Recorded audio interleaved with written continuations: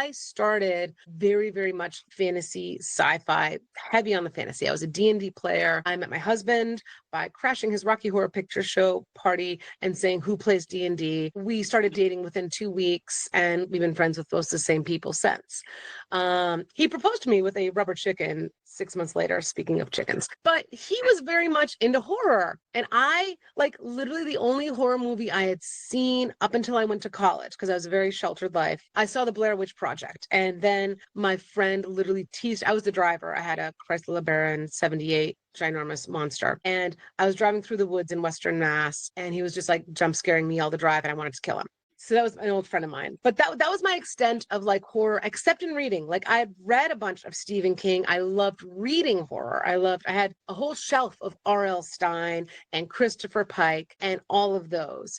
But when I thought of going into writing, which I did from a very young age, I brought my vocab sentences home proud to show them off. I always figured I would go into fantasy because I loved unicorns. I loved dragons. I loved that like ensemble cast about to save the world from some big evil. But all my stuff ended up being really dark because, see prior note, read a whole bunch of horror.